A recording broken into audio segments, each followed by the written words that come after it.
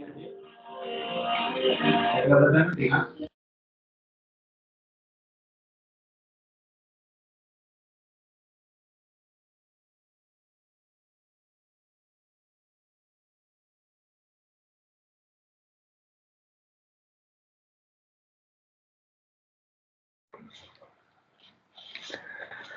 બેટા, કુટુંબની વાત આપણે શરૂ કરી હતી. કૌટુંબિક સમાયોજન, ફેમિલી એડજસ્ટમેન્ટ.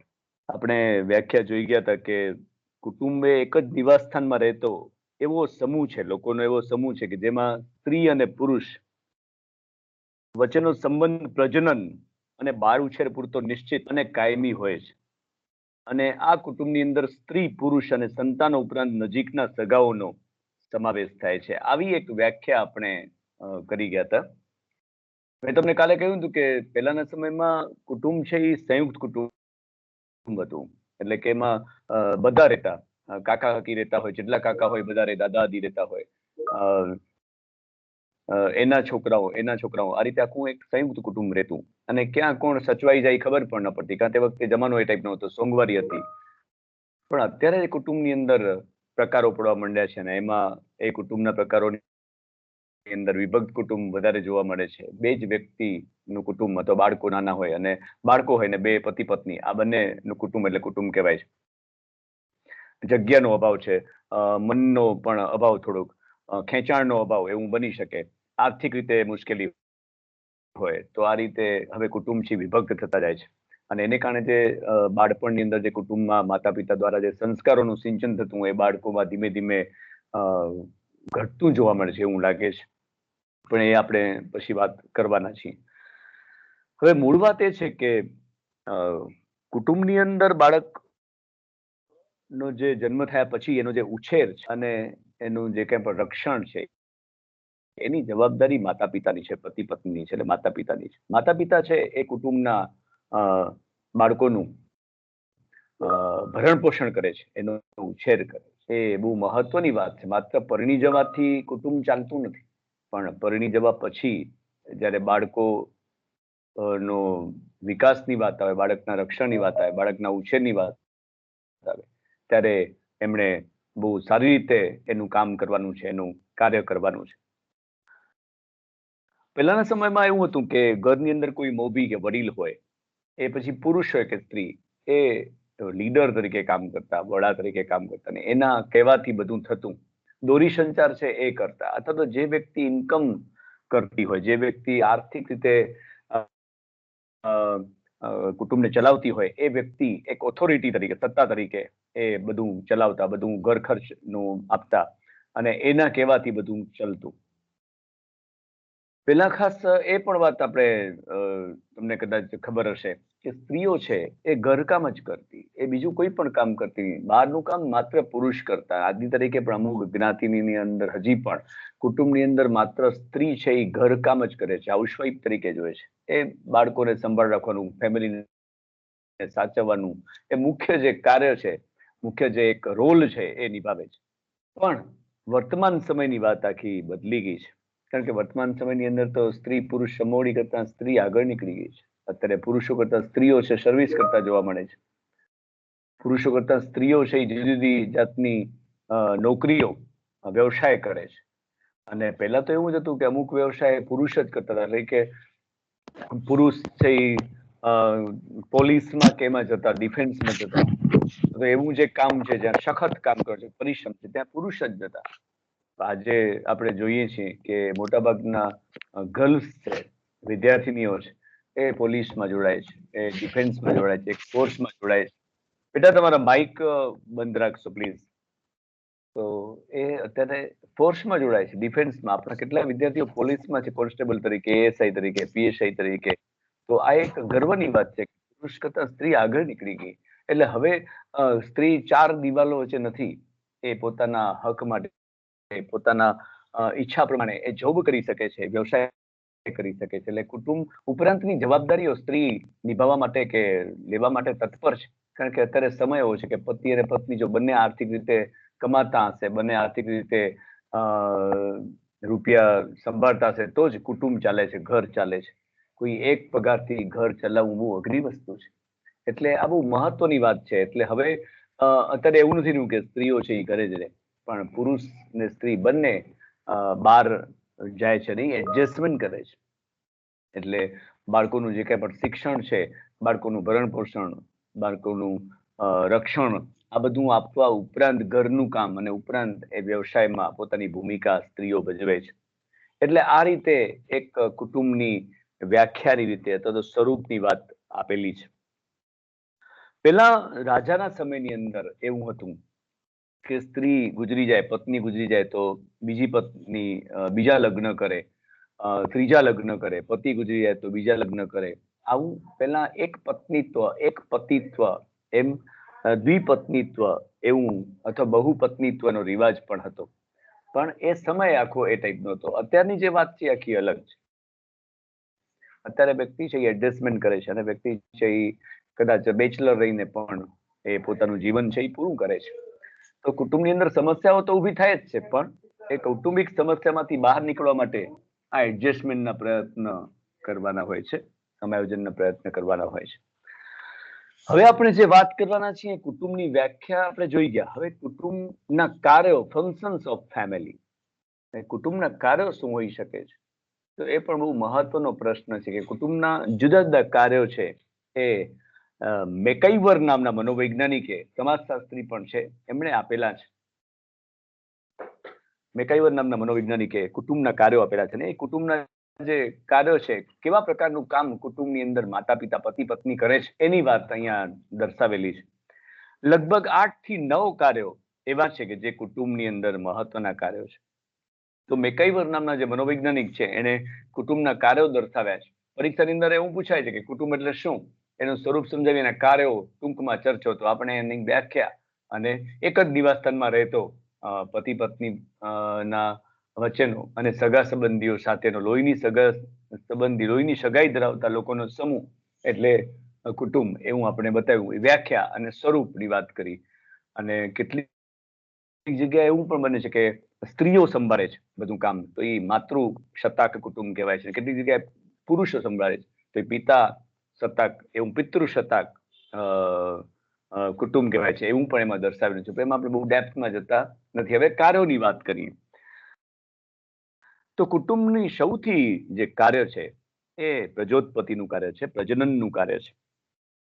હવે વાત એ છે કે આમ તો આ બધી ચર્ચા કરવી મુશ્કેલી છે, પણ સમાજે જે નિયમો આપેલા છે, સમાજે જે કરાર દર્શાવેલા છે, એગ્રીમેન્ટ દર્શાવેલા છે, નિયમો સમાજના છે, એના પ્રમાણે વ્યક્તિની જે જાતીય વૃત્તિ છે, તો વ્યક્તિની પ્રાથમિક વૃત્તિ, પ્રાથમિક પ્રેરણા, આપણે પ્રેરણામાં જોઈ ગયા હતા કે વ્યક્તિની જે પ્રાથમિક પ્રેરણા છે એમાં જાતીય વૃત્તિ છે, જાતીયતા. તો એ સંતોષવા માટે સમાજે કે કાયદાએ લગ્ન સંસ્થાનું આયોજન કર્યું છે, લગ્ન કરારનું આયોજન કર્યું છે. એટલે વ્યક્તિ કોઈ પણ પ્રકારની જાતીય વૃત્તિ સંતોષવા માટે એમ દ્વારા જ એ સંતોષ પામી શકે છે. એના સિવાયની જે બધી વાતો છે એ ડિસઓર્ડર છે, વિકૃતિ છે, મનોવિકૃતિ છે. આપણે જાણીએ છીએ કે ક્યાંય બળાત્કાર થયો, ક્યાંય જાતીયતા સતામણી થઈ, તો આ બધું છે એ એક જાતનો ડિસઓર્ડર છે, માનસિક રોગ, અને એ સમાજ વિરોધી કામ છે, સમાજ વિરોધી ક્રિયાઓ છે. પણ લગ્ન જીવન દ્વારા જ વ્યક્તિ પોતાની જાતીયતા કે જાતીય વૃત્તિનો સંતોષ કરી શકે છે. એટલે કુટુંબનું મુખ્ય કાર્ય એ પ્રજનનનું કે જાતીય, મુખ્યની પ્રથમ કાર્ય, મહત્વનું કાર્ય એ આ છે કે જેને કારણે વંશ વારસો આગળ ચાલે છે. તો આ એક સંસ્કૃતિને લગતી વાત છે. આપણે ભારત દેશમાં પણ એ પ્રકારની સંસ્કૃતિ છે, પણ વેસ્ટર્ન કન્ટ્રીની અંદર બહુ એવું જોવા મળતું નથી. એમાં કાયદેસર લગ્ન બહુ ઓછા થતા હોય છે. પણ ત્યાંની આખી સંસ્કૃતિ અલગ પ્રકારની છે કે રોજ લગ્ન થાય ને રોજ છૂટાછેડા હોય. એમાં કોઈ કાયદાકીય એટલી નથી, જોગવાઈઓ છે પણ એમાં લગ્ન સંસ્થા એટલી ટકતી નથી. પણ ભારતની અંદર આપણે છીએ તો આપણી જે સંસ્કૃતિ છે એ આ પ્રકારની છે. એટલે દરેક શિક્ષિત લોકો છે એ આ પ્રકારનું વિચારીને લગ્ન જીવનમાં જોડાય છે. એટલે મુખ્ય કાર્ય પ્રજનનનું, પ્રથમ મુખ્ય કાર્ય પ્રજનનનું છે કે જેના દ્વારા જાતીય ઈચ્છા સંતોષી છે. કાયદેસર રીતે જયારે જાતીય ઈચ્છા સંતોષવાની વાત આવે ત્યારે લગ્ન કરાર છે, મેરેજ એગ્રીમેન્ટ છે. પણ કાયદાથી વિરુદ્ધ, એટલે જે રેપ કેસ થાય છે કે બળાત્કાર છે તો એ કાયદાથી વિરુદ્ધ જાતીય સંતોષવાનો પ્રયત્ન છે. આવા કિસ્સાઓ હજારોની સંખ્યામાં બનતા હોય છે. આપણે બહુ મોટી વાત તો કરીએ, પણ આ બધા કિસ્સાઓ છે હજારોની સંખ્યામાં બનતા હોય છે. એમાં બંને જવાબદાર હોઈ શકે છે, સ્ત્રી અને પુરુષ બંને જવાબદાર હોઈ શકે છે. તો એ એક પ્રોબ્લેમ તરીકે આપણે એમાં જોશું. બીજું કાર્ય છે કુટુંબનું, જે બીજું મુખ્ય કાર્ય છે, બાળકનું રક્ષણ અને ઉછેર. આ બહુ મહત્વનું કાર્ય છે. માત્ર પ્રજનનનું કાર્ય કે જાતીય સંતોષવાનું કાર્ય એ બહુ મહત્વનું છે, એ ખરું, પણ સાથે સાથે બાળક જન્મ્યા પછી એનું જે ઉછેર છે, એનું રક્ષણ, બાળકનું રક્ષણ, એની સેફ્ટી અને એનો ઉછેર, એનો વિકાસ, એનું જે ધ્યાનમાં લેવાનું છે, એ કુટુંબમાં માતા પિતાએ જ લેવાનું છે. કે માતા પિતાએ પોતાની જવાબદારી અદા કરવાની છે. બાળકને ગમે તે રીતે કોઈ પણ જગ્યાએ મૂકી નથી દેવાનું. બાળકોની જે સંભાળ છે એ માતા પિતાએ લેવાની છે. ઘણીવાર ઘણા લોકો છે એવા વિકૃત માઇન્ડના હોય છે કે બાળકોને જન્મ આપ્યા પછી એ જ્યાં ત્યાં મૂકી દે, અને ગમે તે જગ્યાએથી રસ્તામાંથી બાળક મળી આવે, અનાથ આશ્રમમાં પછી એને મૂકવું પડે, અને નિસહાય રીતે બાળક છે ત્યાં મોટું થાય છે. તો આ એક જાતનો ડિસઓર્ડર છે, આ એક સોશિયલ પ્રોબ્લેમ છે જે વધતી જાય છે. વ્યક્તિએ પોતાની જાતિવૃત્તિ આડકતરી રીતે સમાજથી વિરુદ્ધ સંતોષી લીધી હોય અને પછી બાળક એમને રખડતું જોવા મળે છે. તો આ બધી વસ્તુઓ એ ખોટું છે. પણ કુટુંબની અંદર બાળક જયારે જન્મે છે ત્યારે એના ઉછેરની જવાબદારી છે એ માતા પિતાની, અને એ સામાજિક સંસ્થાઓ સાથે સંકળાયેલી વસ્તુઓ છે. જયારે આપણે પરણીએ છીએ ત્યારે આ તો નિભાવવાની જ છે જવાબદારી, એ પોતાની ફરજમાં આવી જાય છે, પોતાના એ કાર્યમાં આવી જાય છે. બાળકનો જન્મ આવ્યા પછી એનું રક્ષણ કેવી રીતે, એને સંસ્કાર આપવા, એનું કેવી રીતે એનું ડેવલપમેન્ટ કરવું, એનું મુખ્ય કાર્ય એ કુટુંબનું છે. સૌથી પહેલી જે આંતરક્રિયા થાય છે એ માતા સાથે થાય છે, કારણ કે માતા છે એના દ્વારા બાળકનો પરિચય થાય છે. તો માતા સાથેની પ્રથમ આંતરક્રિયા છે, અને માતા છે એ બાળકને પોતાના સંસ્કારોનું સિંચન આપે છે. માતા પિતા દ્વારા બાળકનું સિંચન થાય છે, સંસ્કારોનું સિંચન થાય. એટલે કે જે બાળકોનો ઉછેરમાં જો કઈ તકલીફ પડી જાય, બાળકનો ઉછેર જો બરાબર ન થાય, એને રક્ષણ બરાબર ન મળે, તો બાળકનો વિકાસ અટકી જાય છે. બેટા તમારો માઇક ઓડિયો બંધ રાખશો પ્લીઝ. તો બાળકની સાર સંભાળ લેવી એ બહુ મહત્વનું છે. પણ એવી એક વસ્તુ બીજી પર તમને હું વાત કરું કે અત્યારનો સમય એટલો દેખાદેખીનો કે સ્પર્ધાનો છે કે બાળક હજી 1-2 વર્ષનું થયું હોય, ન થયું હોય, અને માતા પિતા જવાબદારીમાંથી છૂટવાનો પ્રયત્ન કરતા હોય છે. એ સીધા નર્સરીમાં એમાં મૂકી દે. હજી તો બાળક 1-1.5 વર્ષનું માંડ થયું છે, 2 વર્ષનું માંડ થયું છે, હજી થોડુંક ચાલતા માંડ, પણ આપણે જવાબદારીમાંથી છૂટવાનો પ્રયત્ન કરતા હોઈએ છીએ. નાનપણ ખરેખર એની જે 5 થી 6 વર્ષની જે જર્ની છે બાળકની જન્મ પછીની, એ બહુ મહત્વની છે.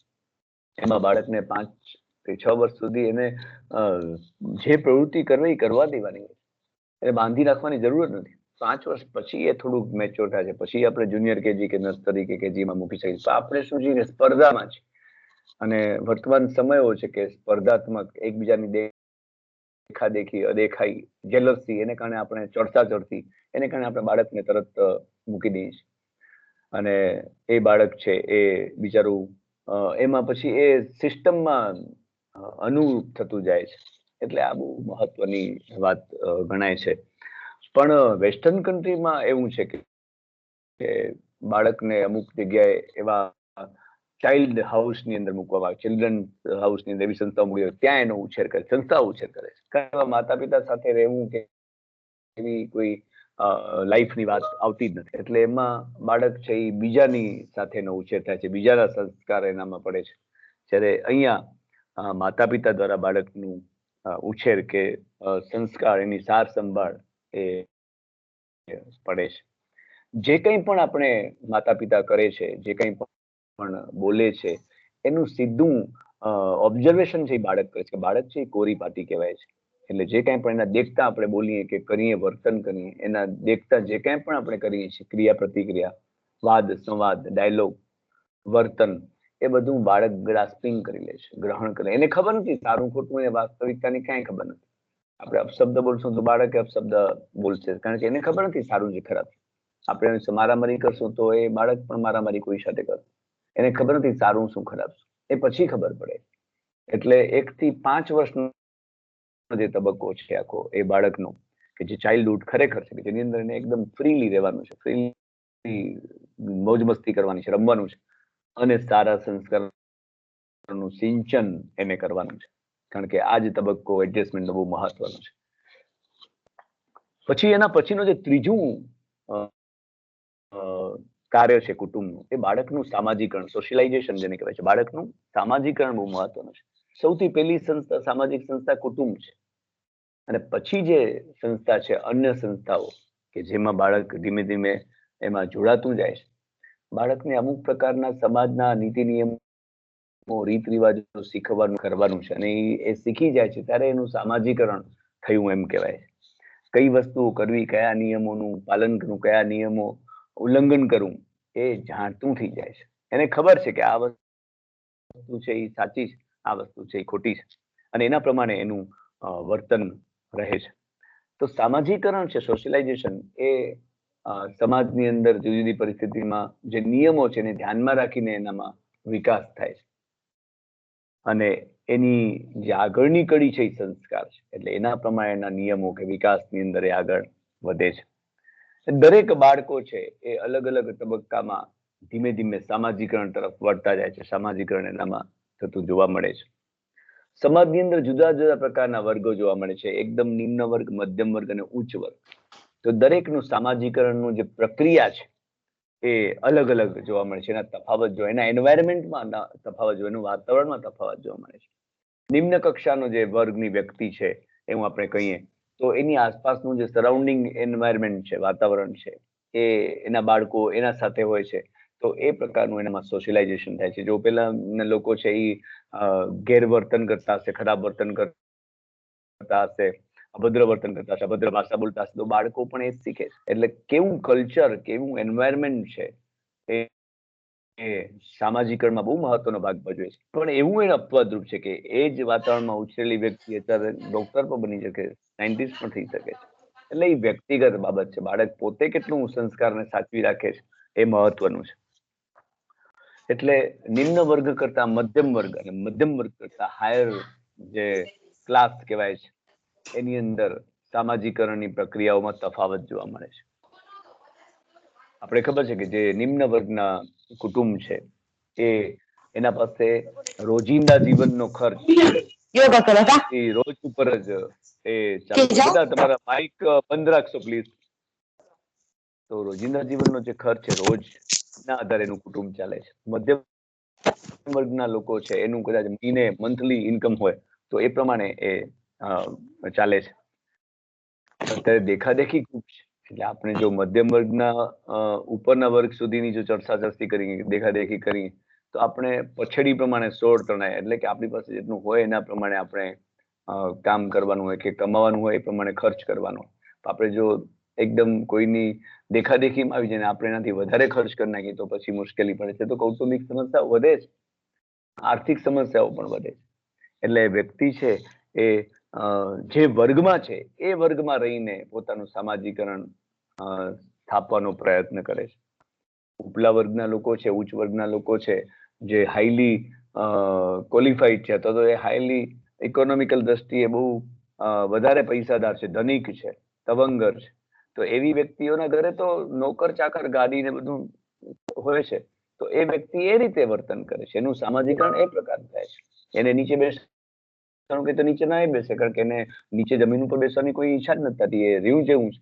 તો કહેવાનો મતલબ એ છે કે કયા પ્રકારના સંસ્કાર, કયા પ્રકારનું વાતાવરણ, કયા પ્રકારનું કુટુંબનું વાતાવરણ બાળકને મળે છે, અને એનામાંથી એડજસ્ટમેન્ટ કરતે કરતે સામાજિકરણની પ્રક્રિયા બાજુ જતું રહે છે. તો આ એક બહુ મહત્વનું કાર્ય છે. બીજું, બાળકના જે સફળતા છે, નિષ્ફળતા છે, એમાં પણ કુટુંબનો ભાગ બહુ મહત્વનો છે. કુટુંબમાં બાળકને એવી રીતે પોઝિટિવ થિંકિંગ બતાવવામાં આવે, એને સારી રીતે સમજાવવામાં આવે, એને સારી રીતે પહેરવામાં આવે, તો બાળક છે એ સારું કામ કરી શકે છે. પણ જો બાળકને સતત ઉતારી પાડવામાં આવે, એને પનિશમેન્ટ આપવામાં આવે, સતત એને હેરાન કરવામાં આવે, તો એ બાળક છે એ નકારાત્મક લાગણી સાથે આગળ વધે છે. એને કારણે એ ભણી, કારણ કે એના પછીનો તબક્કો કેળવણીનો છે, સ્કૂલ એજ્યુકેશનની વાત. એટલે બાળકને બદલો આપવાનો છે. શિક્ષા, પનિશમેન્ટ અપાય, પનિશમેન્ટ ડિસિપ્લિન માટે, શિસ્ત મેન્ટેન કરવા માટે બદલો સજારૂપી પણ અપાય, અને થાબડવાનું કે શાબાશી રૂપી બદલો પણ અપાય.